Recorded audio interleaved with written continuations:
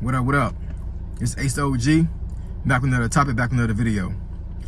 So the title of this video is gonna be, it's easy to make money in 2024. So admin notes, thanks again to all subscribe to the channel. I endeavor to keep pushing the video out. You love it, the better it sells. Also go into the description, find that link that I have in my description for my Amazon store. It has a link to purchase the black vest that I normally wear in some of my videos. The vest is called Rivali. Well, the company Rivali is who makes the vest. It's a great vest, so click on the link in the description and go purchase the vest today. So let's get into it. So it's easy to make money in 2024. So I'm not going to make this video long, but I'm going to explain the reason why I say this, because I've seen a lot of videos out there, a lot of YouTubers, a lot of podcasters that say the economy is jacked up and it's hard to make money out here. I think what these folks are actually trying to convey that maybe there's not enough work, maybe the jobs that are out there right now don't pay enough to pay a mortgage, to pay rent.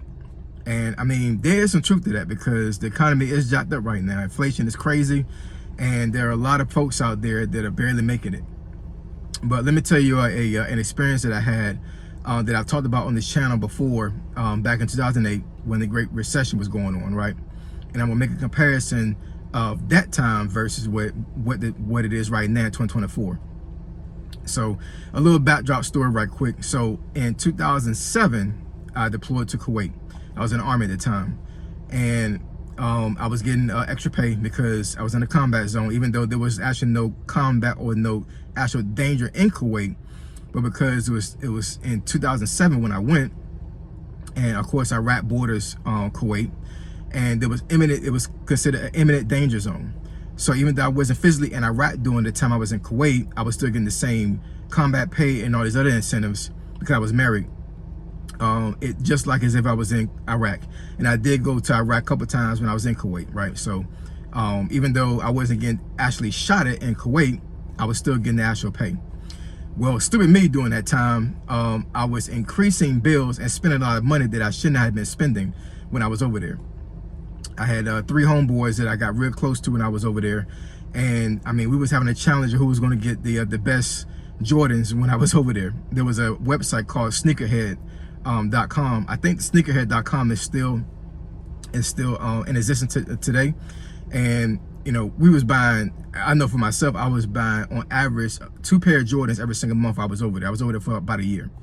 So I was just spending crazy money, you know, not going to bazaars that was actually coming on base during the time, buying a whole bunch of clothes, all these other things, buying jewelry, because going to Kuwait City is a very expensive city. It's a lot of rich folks out there, right? Because, you know, Kuwait is known for its oil. So so when you go to Kuwait City, I mean, it's actually crazy. And I might make a video about that as well, but it was very expensive. So all in all, I was spending a whole bunch of money I shouldn't have been spending, because I was getting extra pay, right? And then also my wife at the time was actually, I'm still married, but she actually had a job that was making a lot of money as well. We only had one child, my oldest son. So fast forward a little bit, I came back to the States in 2008, right? And that was, I think, towards the end of 2007, beginning of 2008 is when the recession happened. That's when the housing market collapsed and all these folks were losing their homes, right? So I lost all that combat pay that I was receiving, all that incentive pay I was receiving during the time. And we moved to Georgia. You know, my wife, she left her job, and we all moved to Georgia, right? And I got my wife pregnant when I went on R&R, rest and relaxation, back in July of 2007. So when I came back, she was 7.5 months pregnant. And, you know, we lost a lot of pay. We lost a lot of money, right? And the situation was that, you know, we went to Georgia and we lost all this money that was coming into the household, but I had Kuwait bills, if that makes any sense, right? I was, you know, I had created a whole bunch of bills that we should not have had when I was over there.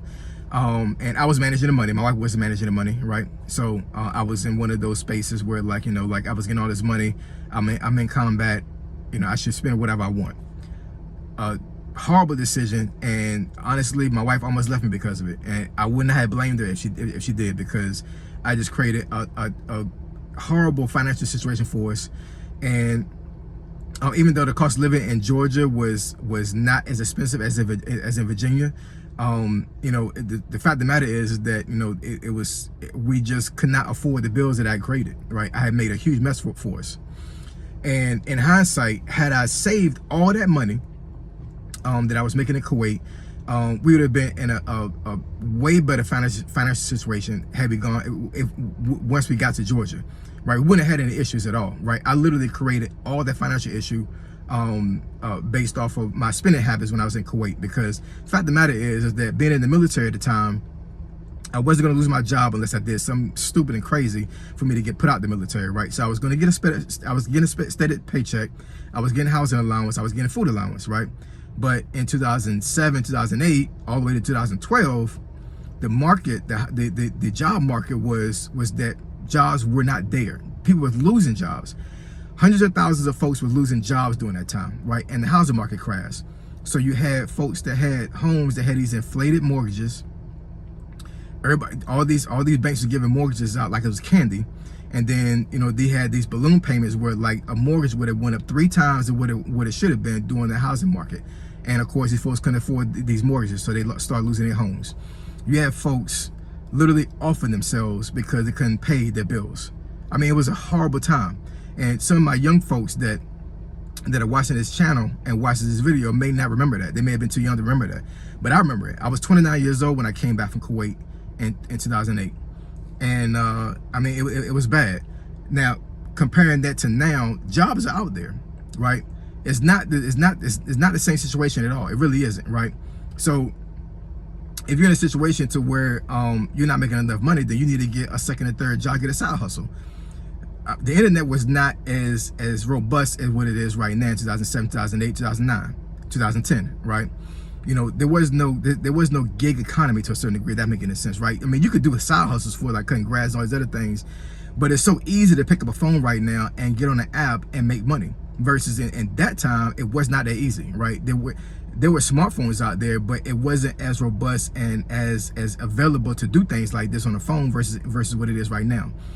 I mean, if technology and the internet was like it was now back then, I think a lot of folks would have been a lot better off. But that wasn't the case, right? So once these folks lost their jobs back in that time during the Great Recession, you know, there was no jobs to go to. Like literally, the job market was zero. No jobs was out there. Folks lost their job, and it was a wrap. Nobody could get jobs, right? A lot of industries just started closing. I mean, it was a very bad time, right? So I'm not saying this to say that the economy right now is not bad, because it is bad. But when you compare 2024 versus that time, there's no comparison. You can go out there and get a job. Now, it may not be the job that you want. It may not be the job that's going to pay the bills. And if it isn't, get a second job, get a third job. And I understand a lot of folks in this generation, in the Gen Z generation, and just folks in general, they don't want to be in a situation to where they have to be at 2, 3, 4 jobs. But at the end of the day, you got to do what you got to do. You got to reduce your expenses, and you have to do what you got to do. If you have family members that you can stay with and split bills with, then go ahead and do that, right? I've made videos where I was talking about 50-50. In this type of economy, you may have to go half with your wife or with your spouse or with your friend, because the economy is kind of crazy right now. But you know, if you live through the time of 2006 to 2012 and you survive, then this time of age right now should not be too much of an issue. And as men, I'm talking to men right now, as men, we should not be crying about the economy when there's jobs out there, right? If your standard of living is a certain way, and it has to be reduced because of the economy, then go ahead and do that, right? Stop crying over you know, not making enough money, because it's making an excuse. And as men, nobody's going to come save us. Nobody's going to come out there and give us money. We have to go out there and get it. During that time, during the recession, you could not get nothing. I'm gonna say that again. Back in 2007, when the job market was crazy, you couldn't get nothing. Once you lost your job, it was almost literally a wrap. And that's the reason why these folks started losing their homes, started losing cars in droves. I mean, I remember driving through neighborhoods in Augusta where I was stationed at, and almost one street, I promise you, almost every other house was abandoned. Folks left their homes and their furniture was still in there. They didn't even have enough money to get a U-Haul to move their furniture. Not enough money to move their furniture to put it in storage. They literally just walked away from their homes. It was a horror story. I mean, it really was. Like, that was a really, really, really bad time economy-wise. It really was. And I put myself in that situation because of my spending habits. Like I said, had I saved my money and not spent that extra money, I'd have been balling in 2007, 2008. I promise you I would have been. But I didn't know about money. I had this scarcity mentality, and you know, I just put my family in a bad situation. You know what I'm saying? And once I actually built myself up and started saving money again and dug myself out of that hole, I promised myself I would never be in that situation again. But I'm making this video to give folks encouragement right now, as far as like believing and thinking that the economy is horrible right now and you can't get ahead. You can get ahead because there's jobs out there. Like I said, it may not be the job you want. It may not be the job that pay the bills, but there's side hustles you can do. There's gigs you can do. You can get multiple jobs. I mean, folks are hiring. America is hiring. They really are. So you got to go out there and get it. You got to be on your grind. Back in 2007, 2008, 2009, the grind was almost impossible. It really was. You know what I'm saying? Like, it just wasn't no jobs out there. And when you're in an economy with this no hiring, it's almost a hopeless situation. That's the reason why I said there was a lot of folks that was off of themselves. And rest in peace to them, because I mean, it was a very bad time. It really was. But during this time and age in 2024, the jobs are out there. You just gotta go out there and find them. You gotta go out there and do side hustles. You gotta do gigs. You gotta do everything you can do to make sure your family is straight and yourself is straight. But especially having a family, you just can't just be sitting out there just on your hands, sitting on your hands and not doing anything. You got to go out there and get it and get on your grind.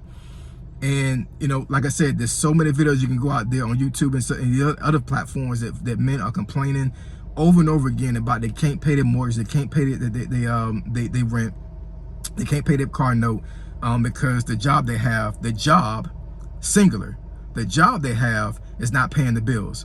You have to go out there. You have to go out there and get multiple jobs. You have to. You know what I'm saying? Because as men, nobody's gonna come save us. There's no Captain Save a dude out there. It's just not gonna happen, right?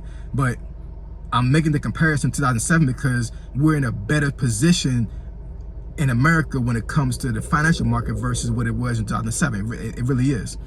So let's not complain. Let's get out there and get on that grind. All right. So we wanted to discuss a topic or a subject you think is beneficial to the channel. Email me at finalfitnessfolk@gmail.com. My email address is in the description below. This is HOG signing out. I'm gone.